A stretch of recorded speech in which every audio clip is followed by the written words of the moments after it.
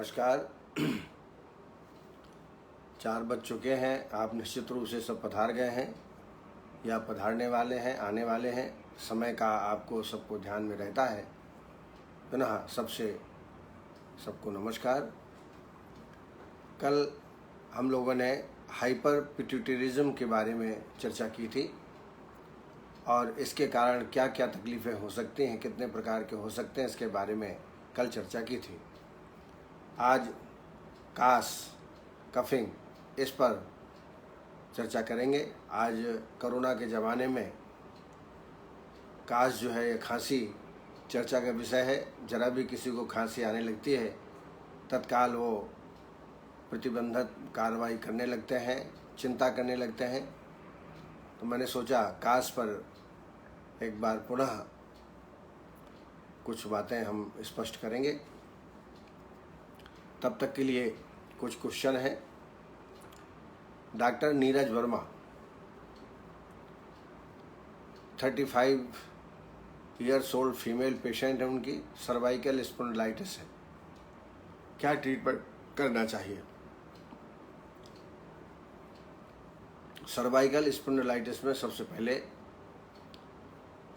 मृदु शोधन करा दें। तीक्ष्ण शोधन कराने की आवश्यकता नहीं है। कैस्टर ऑयल 30 ml प्रातःकाल दुग्ध के साथ पिला दें। पेट खाली होना चाहिए। इसके पश्चात सर्वाइकल स्पॉन्डिलाइटिस में ग्रीवावस्थी लॉन्गिट्यूडनल आकृति का उड़ददार का घेरा बनाते हैं, लॉन्गिट्यूडनल आकार का 2 अंगुल का, और उसमें सहचर तैल या दशमूल तैल या मुरुवन्ना तैल भरते हैं।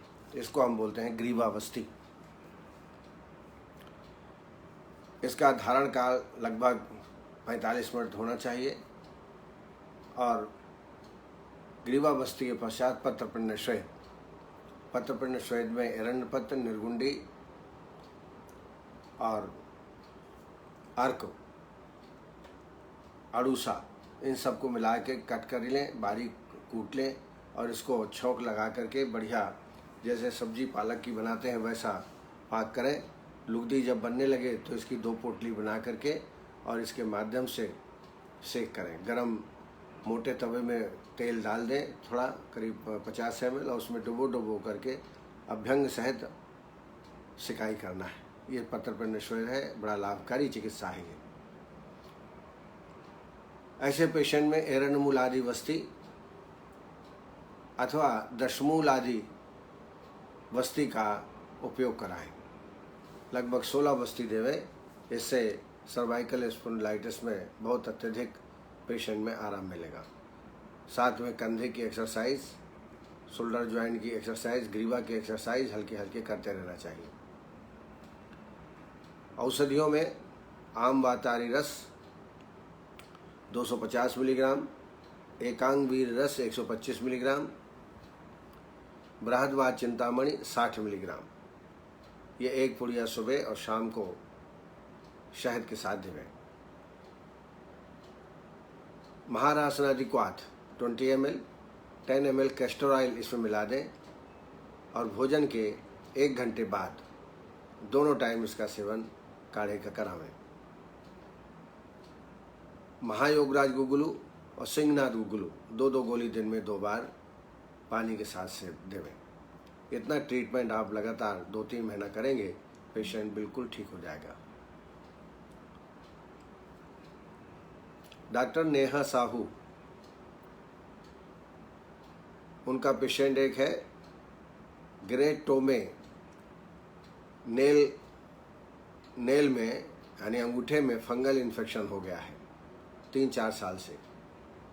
यही प्रश्न लगभग लक्ष्मण पुरोहित जी का है। पैर के अंगूठे के नाखून के नीचे बार बार इन्फेक्शन हो जाता है। मुझे लगता है यह भी फंगल इन्फेक्शन ही है। ऐसे पेशेंट में पैर को नाखून सहित निम्न पत्रक्वाथ या निम्न छाल क्वाथ से प्रक्षालन करें। प्रतिदिन दिन में 2 बार प्रक्षालन करें। प्रक्षालन के पश्चात फिर इसमें गंधक द्रुति लगाएं। गंधक द्रुति बहुत ही उपयोगी है। दिन में 2-3 बार इसका प्रयोग आप गंधक धूर्ति का लगाएं। बाजार में उपलब्ध है, नहीं तो आप खुद बना सकते हैं गंधक धूर्ति। मैंने कई बार बताया है इसकी विधि बनाने की। एक और इसमें बड़ा अच्छा योग है, हरी हरी नीम के पत्ते तोड़ लें और एक आर्टिफिशियल चूल्हा ईंट का बनाएं और किसी माध्यम से हरी पत्ती को प्रज्वलित करें। इससे धुआं निकलेगा हरा हरा। इसको कलेक्ट करना है। कलेक्ट करने का तरीका यह है, पीतल की थाली में पानी भर दें और चूल्हे को ऊपर रख दें। जब धुआं पीतल की थाली को स्पर्श करेगा तो चूँकि पानी भरा है तो धुआं जम जाएगा और पीतल की थाली में धुआं एकत्रित हो जाएगा। इसको आप एकत्रित करके किसी डब्बी में या डब्बे में रख लीजिए और इस धुएं को आप इन्फेक्टेड जगह में लगाएंगे दिन में 2 बार। पहले नीम पत्र को हाथ से प्रक्षालन करने के पश्चात। इससे भी तत्काल 1 हफ्ते के अंदर आराम प्राप्त होता है। इसके अलावा जात्यादि घृत का भी उपयोग किया जा सकता है, इससे भी काफ़ी लाभ प्राप्त होता है। एक टेक्जिमा ऑइंटमेंट आता है चरक का, मोहा लोशन में घोल करके थोड़ा मिला करके, और ये भी 2-3 बार दिन भर में लगाया जा सकता है। औषधियों में पंचनिम्ब चूर्ण या पंचनिम्ब बटी, महामंजिष्ठारी घनबटी 2-2 गोली दिन में 2 बार इसका सेवन कराएं। महामंजिष्ठारी को 4 चम्मच, 4 चम्मच दवाई, 4 चम्मच पानी, भोजन के बाद दोनों टाइम। इसके अलावा गंधक रसायन 250 मिलीग्राम, प्रवाल पिष्टी 250 मिलीग्राम, गिलोय सत्व 250 मिलीग्राम, ऐसे दिन में 3 मात्राएं शहद के साथ देवें। लगातार 3-4 महीने दवाई देने से यह बीमारी जाती रहेगी। डॉक्टर सुकुमार जोशी जी ने पूछा है कि उनका एक कोरोना का पेशेंट है, उसको ताकत प्रदान करने के लिए क्या दें। वास्तव में कोरोना ठीक हो जाने के बाद फेफड़े, लंग्स बहुत ही कमज़ोर हो जाते हैं। व्याधि क्षमत्व रोगी में भी कम हो जाता है। ऐसी अवस्था में व्याधि क्षमत्व बढ़ाने वाली दवाई जरूर देवें, जैसे सिद्ध मकर ध्वज 60 मिलीग्राम, मंडूर भस्म 250 मिलीग्राम और श्वास का चिंतामणि 60 मिलीग्राम। यह एक मात्रा है। ऐसी दिन में 2 या 3 मात्राएं पेशेंट में देना चाहिए। टैबलेट एक्स्ट्रा इम्यून 2 गोली सुबह, 2 गोली शाम को। टैबलेट जेरी फोर्ट 2 गोली सुबह शाम को। और अश्वगंधा घन या अश्वगंधा कैप्सूल 2 सुबह 2 शाम को। खान पान में भी ध्यान रखना है। घी दूध का प्रयोग अच्छी तरह वो करें, उसमें कोई तकलीफ नहीं है। और योगाभ्यास, सूर्य नमस्कार, प्राणायाम, ध्यान आदि का भी किसी जानने वाले से सीख लें और ये जरूर करें। साथ में जो आयुष काढ़ा है उसका सेवन आप करते रहें निरंतर, क्योंकि ऐसा देखा गया है कि कोरोना होने के बाद ठीक हो गया पेशेंट, लेकिन पुनः कोरोना उनको हो जाता है। ऐसी अवस्था में जो काढ़ा है उसका सेवन करें। उसमें काढ़े में मुलैठी, दालचीनी, कंटकारी, तुलसी, पिपली और हल्दी, इसका योग तैयार करें। बराबर मात्रा में लेकर योग कर लें और इसका काढ़ा लें। 4 चम्मच दवाई, 4 कप पानी, 1 कप बचे तो उसको छान के दोनों टाइम 1-1 कप पीना चाहिए। इससे दोबारा कोरोना होने की संभावना बिल्कुल नहीं रहती। Doctor Vinod Patel, chronic constipation, ये जब पैरासिटिक मूवमेंट इंटेस्टाइन के कम हो जाते हैं एज फैक्टर के कारण या और अन्य किसी कारण, तब क्रॉनिक कॉन्स्टिपेशन की पैदाइश होती है। और कॉन्स्टिपेशन से फिर पाइल्स फिस्टुला जैसी भयंकर व्याधि उत्पत्ति होने लगती है। तो कॉन्स्टिपेशन का इलाज करना बहुत ज़रूरी है। इसके लिए खान पान में सुधार, हरी सब्जियां, हरे पत्ते वाली सब्जियां, लौकी का सेवन ज़्यादा मात्रा में करें, फल फ्रूट खाएं, बेसन मैदा या गरिष्ठ भोजन का सेवन बिल्कुल न करें। सर्वप्रथम दीपन पाचन हेतु लंघन पाचन के लिए पंचकोल काढ़ा 4-5 दिन देवें, 30 ml खाली पेट में दोनों टाइम, या त्रिकट चूर्ण का भी सेवन कर सकते हैं, या लवण भास्कर अष्टांग लवण का भी प्रयोग किया जा सकता है। निरामावस्था प्राप्त करने के पश्चात त्रिफला घृत से आभ्यंतर स्नेहपान कर लें। आभ्यंतर स्नेहपान करने के बाद 3 दिन बाह्य अभ्यंग और बाह्य स्वेदन, इसके बाद विरेचन करा लें। तीक्ष्ण विरेचन इसमें कराना है। विरेचन करने के बाद संसर्जन क्रम, और उसके पश्चात वस्ती कोर्स भी इसमें लगाएं। क्रमशः एक अनुवासन आस्थापन 16 वस्तु का प्रयोग करें। अनुवासन के रूप में आप मूर्छित तेल या नारायण तेल का प्रयोग कर सकते हैं, और निरोह वस्ती रूप में एरंडमूल आदि वस्ती का प्रयोग आप करें। इससे निरंतर कर लगभग 16 वस्ती देवें। इससे मूवमेंट चालू हो जाएगा, जो पैरासिटिक मूवमेंट है वो कंटिन्यू हो जाएंगे और कॉन्स्टिपेशन जाता रहेगा। फिर भी यदि दोबारा या परेशानी करे कॉन्स्टिपेशन, तो ऐसी अवस्था में रात्रि में एरंड भ्रष्ट हरित की 2.5 ग्राम ले लिया करें। हरित की एडिक्शन क्रिएट नहीं करती, और इसका प्रयोग आप नित्य प्रतिदिन कर सकते हैं। खान पान में परहेज रखें। योगाभ्यास और टहलना मत भूलें, क्योंकि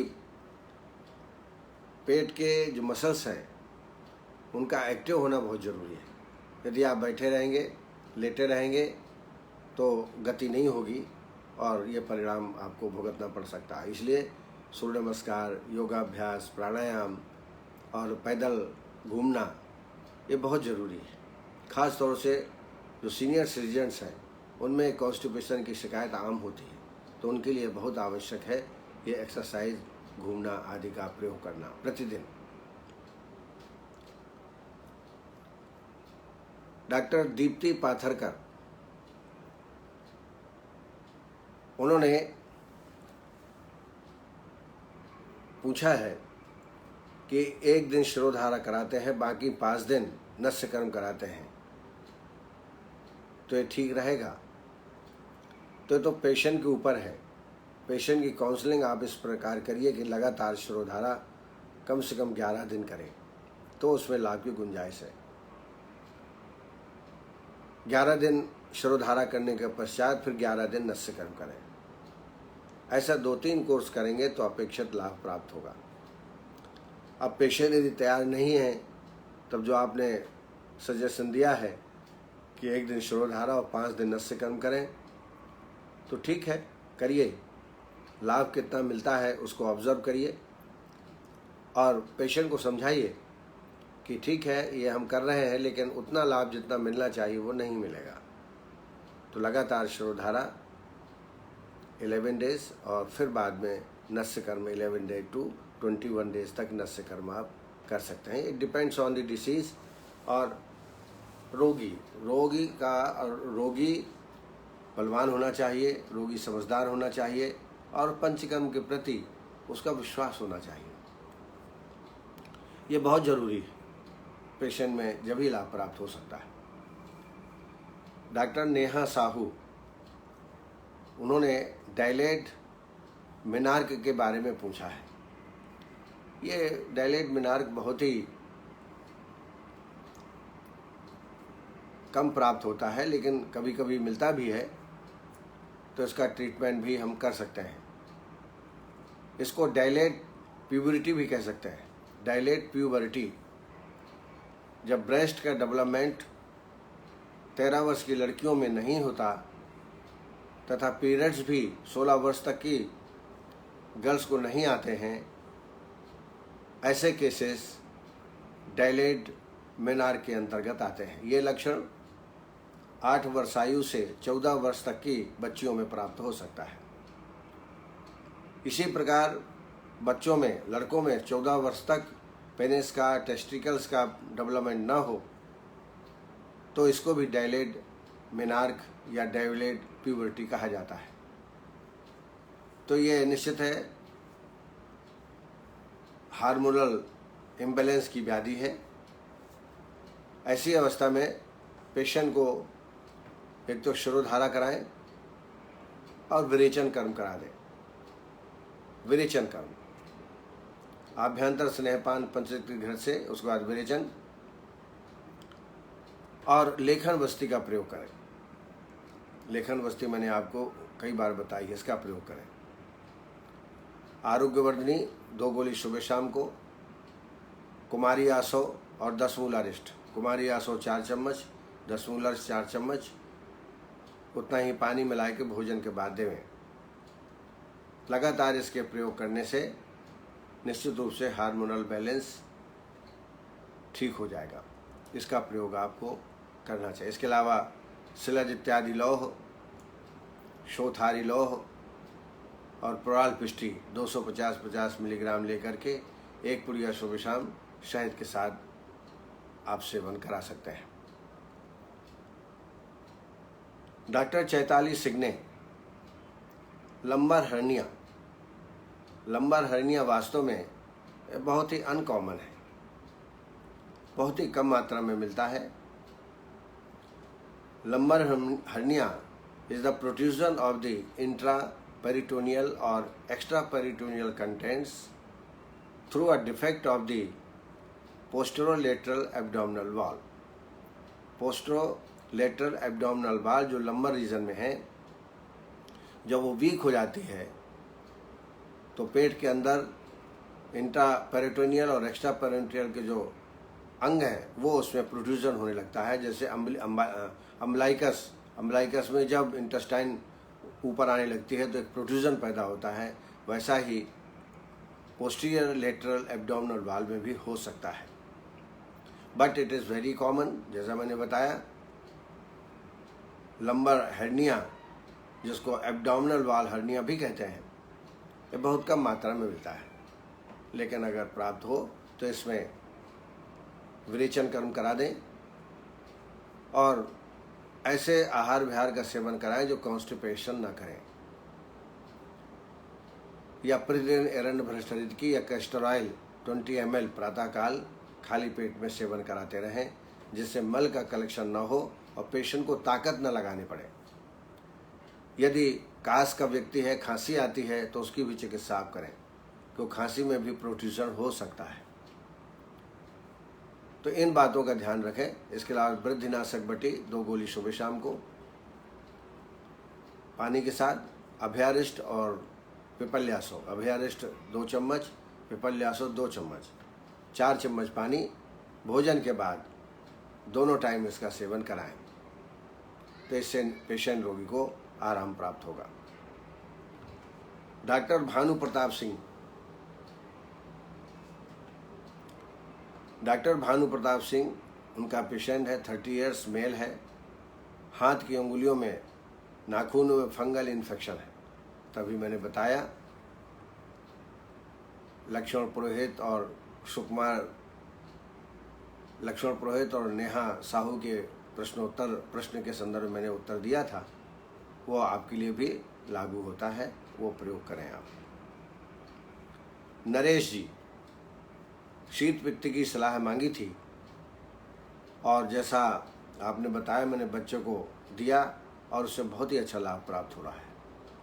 निश्चित रूप से यदि आप चिकित्सा सिद्धांत को अपनाएंगे, अभ्यंगा कटुक तैलम च सोयदस्य स्नोह वारिणाः तथा शुभम कार्यम पटोलारिष्ट वासिकई है त्रिफलापुर कृष्णाभिब्रेक से प्रशस्यते। ये शीत पित्त का लाइन ऑफ ट्रीटमेंट है। आपने इसका पालन किया, पेशेंट को निश्चित रूप से आराम प्राप्त हुआ है, तो आपको बहुत बहुत साधुवाद, धन्यवाद। डॉक्टर दीप्ति पाथरकर, उन्होंने कंपवात की चिकित्सा के बारे में पूछा है। शिरोधारा, शिरावेद उनको हमने कराया और 80% उनको लाभ प्राप्त हो रहा है। तो उन्होंने कंपवात का समन ट्रीटमेंट के बारे में जानना चाहा है।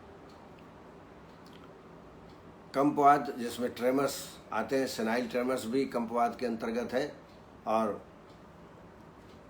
पार्किंसंस डिसीज में भी ट्रेमर्स पाए जाते हैं, अतः इसको भी कंपवात के अंतर्गत हम ले सकते हैं।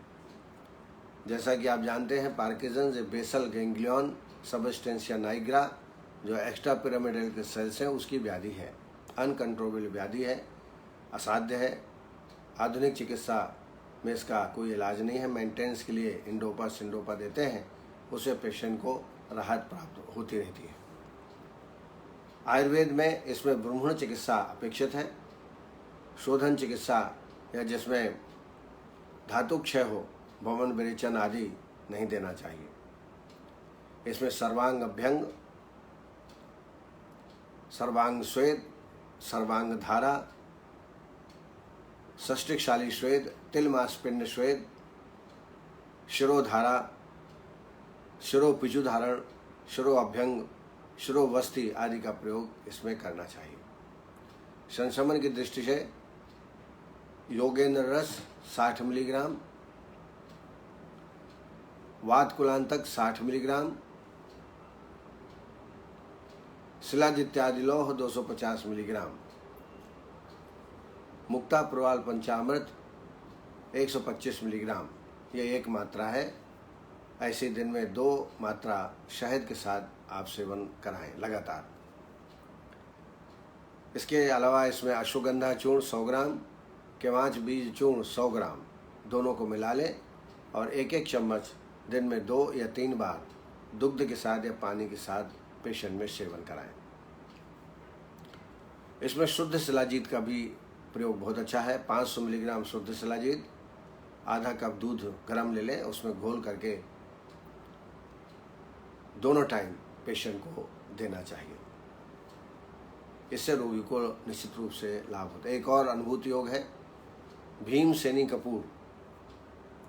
भीमसेनी कपूर 500 मिलीग्राम, इसको बारीक पीस करके इसमें शुद्ध घृत 10 ग्राम मिला करके दिन में 2 बार इसका सेवन कराएं, तो इससे निश्चित रूप से कंपवात में आराम प्राप्त होता है। स्निग्ध उद्वर्तन भी इसमें लाभप्रद है। स्निग्ध उद्वर्तन, अश्वगंधा, केवांच बीज, मुलैठी और शतावरी, इन चारों का चूर्ण बना करके शुद्ध घृत में मिला करके और पेशेंट में उद्वर्तन करें, इससे भी पेशेंट को लाभ प्राप्त होता है। इसके अलावा टैबलेट, नियो कैप्सूल, परसिन्यूरान, इनका भी प्रयोग आप अपेक्षाकृत कर सकते हैं। इसमें ब्राह्मी अवलेह का रोल बहुत अच्छा है। ब्राह्मी अवलेह 1 चम्मच सुबह शाम आप देवें, इससे भी रोगी को लाभ प्राप्त होता है। इसके अलावा अश्वगंधारिष्ट 4 चम्मच दवाई, 4 चम्मच पानी, भोजन के बाद इसका सेवन कराएं। तो इस तरीके से जो मेरे पास प्रश्न आए थे मैंने उत्तर देने का प्रयास किया है। आशा है आप सेटिस्फाइड होंगे। यदि कोई शंका हो तो पुनः आप पूछ सकते हैं। हमारे साथ विद्वान चिकित्सक जुड़े हुए हैं, वह है डॉक्टर कमलेश गुप्ता, वैद्य Dharmendra Mishra ji, doctor Prakash Singh, doctor Rekha Verma, doctor Manoranjan Sahu, doctor Anuradha, doctor Rekha Verma, Sunil Ratauri, doctor Anil Pandey, doctor Harjeet Singh, doctor Manibhushan Kumar ji. मैं बता चुका हूं कि बहुत अच्छे प्रैक्टिशनर हैं पटना के। डॉक्टर उषा तबानी, ये प्रारंभ से इस कार्यक्रम से जुड़ी हुई हैं। डॉक्टर रंजीत गुप्ता जी, डॉक्टर प्रदीप मानवी, डॉक्टर योगेश महाजन। योगेश महाजन का प्रश्न है ओबेसिटी में विडंग का प्रयोग। ओबेसिटी में विडंग का प्रयोग अपेक्षित है, क्योंकि लेखन है, लेखन भी है और मेदनाशक है, इसलिए लेखन वस्तु में या जो लेखन चूर्ण हम देते हैं उसमें विडंग चूर्ण का प्रयोग किया जाता है। उष्ण स्वभाव का उष्णवीर्य है, इसलिए मेद को गलाने वाला होता है और हल्का परगेटिव भी है, इसलिए मेदस्वी व्यक्तियों में ओबेसिटी में विडंग का प्रयोग करना चाहिए 5 से 10 ग्राम की मात्रा में। Doctor Bhanu Pratap ji, doctor Varun Shah, doctor Kulbhushan Haseja ji, doctor Shilpa Palaskar, doctor Bhukya Ravi, doctor Laxman Rajput, doctor Sukumar Joshi और वरिष्ठ चिकित्सक Vandana Pathak ji, doctor Saloni Gupta, doctor Balwinder Singh, doctor Rachna Jaiswal, doctor Nisha Joshi, doctor Sonal Patel ji, doctor Sanjay ji, doctor Lokesh Sharma ji, doctor Paresh Manya, doctor Brajesh Mishra और वैद्य R B. Prajapati ji, doctor Vinay Mittal, doctor Savita साजन, doctor Ravindra Bhardwaj, doctor Arun Sharma ji, doctor संतोष Gupta ji, Kamlesh ji, doctor Savita Patil ji, doctor Chandrakala GS., Giriraj Prasad ji, Shiv Dwivedi ji, ये हमारे चिकित्सक इस ज्ञान गंगा में डुबकी लगाने हेतु हमेशा उपस्थित रहते हैं। आप सबको बहुत बहुत हार्दिक धन्यवाद। अब आइए, कास, खांसी, कहा जाता है रोग की जड़ खांसी और झगड़े की जड़ हंसी। तो यदि खांसी आती हो तो अनेक प्रकार के रोग हो सकते हैं, क्योंकि आप जानते हैं कि यह स्वतंत्र रूप से भी होती है और अनेक रोगों के लक्षण स्वरूप भी कास की उत्पत्ति होती है। आचार्यों ने हिक्का, श्वास और कास तीनों रोगों के निदान समान बताए हैं, लेकिन संप्राप्ति भिन्न है और इनके भेद भी भिन्न है। हिक्का, श्वास और कास, इनके दोषानुसार भी भेद है और नामता भी भेद है, लेकिन इनकी निदान जो सामान्य कारण बताए हैं वो हिक्का, श्वास, कास के लिए समान है। जब प्राणवायु उदान वायु से मिलकर कंठ से वेग के साथ बाहर निकलती है, तब कु शब्द के साथ कास को उत्पन्न करती है। और जैसे मैंने बताया, यह स्वतंत्र रोग के रूप में भी मिलती है कास और लक्षण स्वरूप भी प्राप्त होती है। इसके जो निदान है, अधिक समय तक धूल, धूप, रज आदि का सेवन करते रहना, अति व्यायाम करना, अति रूक्षान्न सेवन, भोजन का बीमार गमन, छींक आना और वेग का धारण करना, इसके कारण कास की उत्पत्ति होती है। रजसा धूमवाताभ्याम शीतस्थानाम्बु सेवनात् व्यायामाद ग्राम धर्माद रूक्षान्न विषमासनात्, ये इसके कारण बताए गए हैं। इसकी संप्राप्ति देखें तो जो भी निदानों की चर्चा की, उनका निरंतर सेवन करना, प्रकुपित प्राणवायु उदानानुगत होकर वेग के साथ टूटे कांसे के बर्तन के समान आवाज बाहर निकलता है और इसी को कास या खांसी बोलते हैं। प्राणो हृदानानुगता प्रदुष्टा सभिन्न कांसस्य स्वर्ण तुलघोष निरेति वक्त्रात् सहसा दोषो मनीषवी कास इति प्रतिष्ठा, ये इसकी संप्राप्ति है। इसके पूर्व रूप में मुख और गले में सूख होने की अनुभूति, ऐसा लगता है कुछ अटक गया है। कंठ प्रदेश में कंडू, भोजन का गले में अटकना, ये पूर्व रूप के लक्षण के रूप में होते हैं। पूर्व रूपम भवेत् तेषां शूकपूर्ण गलासिताः कंठे कंडूश्च भोज्या नाम अवरोधस्य जायते। ये पूर्व रूप है काश के। 5 प्रकार की काश होती है। पृथक दोष ही समस्त ही, यानी पृथक दोष ही है वात पित्त कफ क्षतज और क्षय। इस प्रकार की 5 प्रकार के काश की उत्पत्ति होती है। आइए इनके लक्षणों का ज्ञान भी कर लें, क्योंकि चिकित्सा में हमें पता लगाना पड़ता है कि वातिक काश है कि पैत्तिक काश है, तो थोड़ा बहुत लक्षणों का ज्ञान भी हमको होना चाहिए। वातिक काश। वातिक काश में हृदय, पार्श्व प्रदेश, वक्ष और सिरा प्रदेश में शूल का होना, मुख मालिन्य, बल, स्वर और ओज का क्षय होना, काश का निरंतर वेग से आना, स्वर भेद की उत्पत्ति, और इसमें शुष्क काश आती है, कफ नहीं निकलता है। अन्न पाक के पश्चात काश में वृद्धि, यह वातिक काश के लक्षण है। पैत्तिक काश में उराह प्रदेश में दाह की अनुभूति, मुख में शोष, स्वाद तिक्त जैसा महसूस होगा, तृष्णा अधिक लगेगी, वमन हो सकता है, जलन होती है छाती में, और ज्वर भी हो सकता है।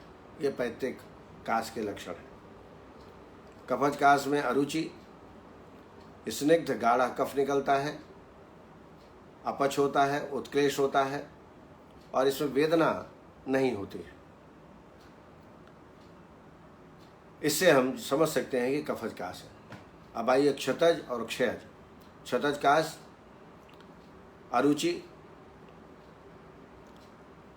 शुष्क पहले सूखी खांसी आती है और उसके बाद रक्त स्ठीवन होने लगता है, रक्त निकलने लगता है। कंठ प्रदेश और उराह प्रदेश में वेदना होती है, सुई चुभने जैसी वेदना, ज्वर, श्वास, तृष्णा और पारावत कूजन, जो पारावत जैसी आवाज़ निकलता है वैसी आवाज़ निकलती है। स्वर भेद और पर्व भेद, जोड़ों में दर्द होता है। सपूर्व कास्ते शुष्कम तथा स्ठीवित शोणितम, कंठेन रुजता अत्यर्थ विरुग्णन एवं चोरसः, सूची भी तीक्ष्णा भी तुद्यमानेन शूलः, दुख स्पर्शेन शूलेन भेद पीड़ा भी तापिनः, पर्व भेद जुरा श्वासा तृष्णा वैशूर्य पीड़िताः, पारावत इवा कूजन काश वेगात क्षतोद्भवात्। ये 6 जन्य काश के लक्षण हैं। क्षतज जन्य। क्षय जन्य के देखें तो पूयुक्त रक्त की प्रवृत्ति, और इसमें दुर्गंध आएगा, कफ का स्ठीवन बार बार होगा, अधिक भोजन पर भी दुर्बलता पेशेंट में होती है, शरीर में वेदना, मुख वैरस्य, त्वचा स्निग्ध होना एवं स्वच्छ, नेत्र कांति युक्त, पसलियों में पीड़ा, पीनस, अरुचि और मानसिक अस्थिरता। ये लक्षण क्षयज काश के हैं।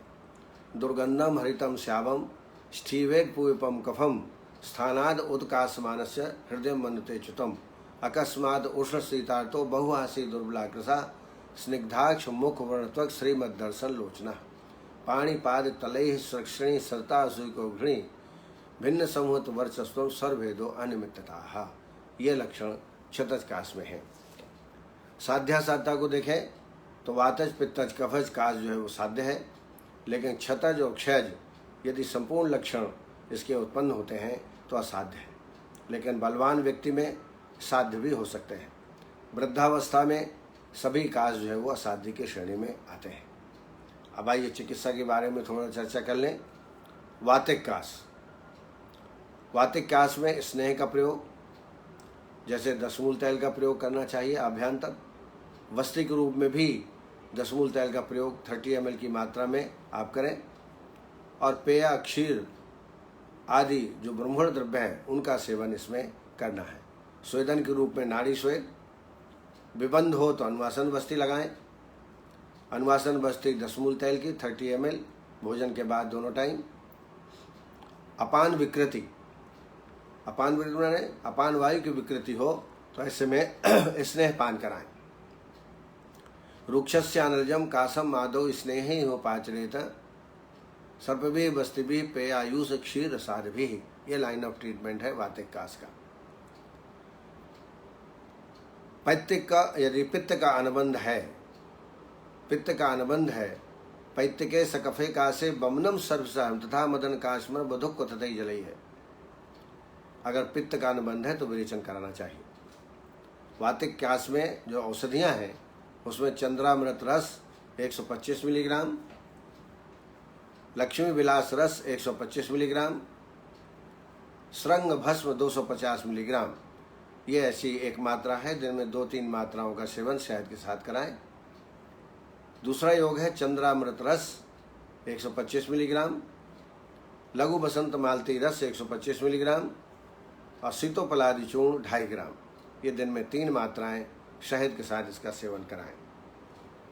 शुष्क काश होती है तो इसमें एलादी बटी को चूसें, वासादी बटी और सीतोपलादी चूर्ण का बार बार प्रयोग करें 5-5 ग्राम, दिन में 3 मात्रा। आभ्यंतर स्नेहपान के लिए त्रियुष्णादि घृत का सेवन करें। अगस्त हरित की रसायन ये भी बड़ा उपयोगी है, 1-1 चम्मच सुबह शाम इसका सेवन करें। इसके अलावा एक क्वाथ है जिसमें मुलैठी, कंटकारी और गिलोय, मुलैठी, कंटकारी और गिलोय, इनका काढ़ा बना करके पेशेंट को पिलाएं वातिक कास में। वातिक कास की तुलना वूपिंग कफ से की जाती है। पैत्तिक कास, कफानुबंध हो यदि पैत्तिक कास में तो स्नेहपान कराने के पश्चात वमन करा दें। वमन के बाद फिर संसर्जन कम कराएं। और यदि कफहीन हो, कफ नहीं हो, कम मात्रा में हो तो विरेचन कराना चाहिए। कफ गाढ़ा हो तो तिक्त द्रव्यों से सिद्धित स्नेह का सेवन कराएं, जैसे त्रिव्रत घृत का सेवन इसमें कराना चाहिए। पैत्तिके सकफे कासे बमनम सर्वसाहितम तथा मदन कास्मर मधुक कुतई जलई है। चीनी शरबत, मुनक्के का रस, ईख, दुग्ध और मधुर शीतल द्रव्य इसमें लाभकारी होंगे। रस औषधियों में चंद्रामृत रस 125 मिलीग्राम, सूत शेखर रस 125 मिलीग्राम, कफ केतु रस 250 मिलीग्राम। ये दिन में 2-3 मात्राएं शहद के साथ इसका सेवन कराएं। इसके अलावा वासारिष्ट 4 चम्मच पानी भोजन के बाद, और इसमें कफ की मात्रा निकलती है इसलिए लवंगाधिपति चूसने के लिए देना चाहिए। यदि कफ अधिक मात्रा में निकल रहा हो तो तालिसादि चूर्ण, और कफ न निकल रहा हो या कम मात्रा में निकल रहा हो सीतोपलादी चूर्ण का सेवन 5-5 ग्राम की मात्रा में दिन में 3 बार शहद के साथ कराना चाहिए। कफज कास, रोगी बलवान हो, कफ अधिक मात्रा में हो तो वमन करा दें। वमन कराने के पहले त्रियुष्णादि घृत से आभ्यंतर स्नेहपान कराएं, वमन कराएं। इसके बाद कफ नाशक आहार विहार का सेवन कराएं। धूम्रपान और पित्तानुबंध होने पर, पित्तानुबंध हो तो निश्चित रूप से विरेचन करा देना चाहिए। ये आपको कफज में आपको ध्यान में रखना है। बलिनम बम नहीं है आदो शोधितम कफकास नहीं है, यवान नहीं है कटु रोग शरण है, कफग्निश्चापी उपाचरित है। यह कफज की चिकित्सा सिद्धांत है। अब आइए इसमें रस औषधियाँ क्या लेंगे वो देख लें। तो इसमें कफ कुठार रस 250 मिलीग्राम, चंद्रामृत रस 125 मिलीग्राम और तालिसादि चूर्ण 2.5 ग्राम। ये एक मात्रा है। ऐसे दिन में 3 या 4 मात्राएं शहद के साथ देवें। एक और रस योग है कफज कास के लिए। चंद्रामृत रस 125 मिलीग्राम, अभ्रक भस्म 125 मिलीग्राम, रस सिंदूर 60 मिलीग्राम। ये दिन में 3 मात्राएं इसका सेवन पेशेंट में आप करा सकते हैं। चूसने के लिए गोली लौंगाधिपति, व्योसाधिपति, इन दोनों को मुंह में डाले रहना चाहिए। इससे कफ की मात्रा कम हो जाती है। आश्वारिष्ट में पिपल्या दसमूल क्वाथ का प्रयोग करना चाहिए। दसमूल क्वाथ 4 चम्मच पानी भोजन के बाद। अवलेह में पिपल्यादि लेह इसका प्रयोग करना चाहिए। और तालिसादि चूर्ण का बार बार प्रयोग करना चाहिए। दिन में 3-4 बार 5-5 ग्राम की मात्रा में कफज कास के रोगियों को लेना चाहिए। क्षतज कास, क्षतज कास में मधुर बलवर्धक चिकित्सा करना है, और जो पित्तज कास में चिकित्सा बताई है वही इसमें करना है। रक्तस्राव हो तो घृतपान और यवागु का सेवन कराएं।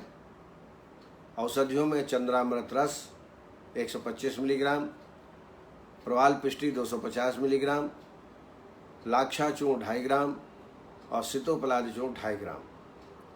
ये योग जो है दिन में 3 बार शहद के साथ देवें। एलाद मिट्टी चूसने के लिए देवें, दिन में 3-4 बार चूसें। च्यवनप्राश 5 ग्राम दिन में 2 बार या 3 बार। द्राक्षासो 4 चम्मच पानी भोजन के बाद इसका सेवन कराना चाहिए। अब आइए क्षयज कास में। दुर्बल रोगी को सभी लक्षण होने पर असाध्य होता है। बलवान रोगी में प्रत्याख्य चिकित्सा करके चिकित्सा करनी चाहिए। इसमें प्रवाल पिष्टी 250 मिलीग्राम, चंद्रामृत 125 मिलीग्राम, स्वर्ण बसंत मालती 60 मिलीग्राम, ये दिन में 3 मात्रा है इसकी देना चाहिए।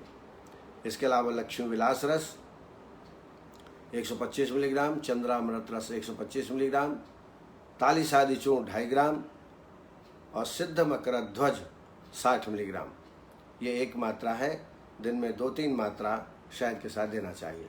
इसके अलावा च्यवनप्राश, द्राक्षासो, अश्वगंधारिष्ट का भी सेवन रोगी कराएं। दीपनम ब्रह्मणम चैव स्रोतसाम च विशोधनम वित्यासाद क्षय का सभ्यो बल्यम सर्वहितम भवेत। दीपन, ब्रह्मण और शोधन, ये प्रत्याख्य करके ये पहले दीपन कराएं फिर ब्रह्मण कराएं, या पहले ब्रह्मण कराएं दीपन कराएं, ऐसा व्यत्यास क्रम से ये चिकित्सा रोगी में करना चाहिए। और जैसा मैंने बताया क्षतज और क्षयज असाध्य होता है, लेकिन यदि रोगी बलवान है, चिकित्सा आपने समय पे दी है, तो क्षतज क्षयज कास को भी आप जीत सकते हैं। तो इस तरीके से कास के बारे में मैंने अपनी अल्प बुद्धि के अनुसार आपको जानकारी दी। आशा है आपको पसंद आया होगा। अब यहीं पर मैं अपनी वाणी को विराम देता हूँ। कल फिर इसी वक्त आपसे एक नए रोग के साथ मुलाकात होगी। तब तक के लिए आपको नमस्कार, और कार्यक्रम में सम्मिलित होते हैं इसके लिए आपको बहुत बहुत हार्दिक धन्यवाद। जय आयुर्वेद।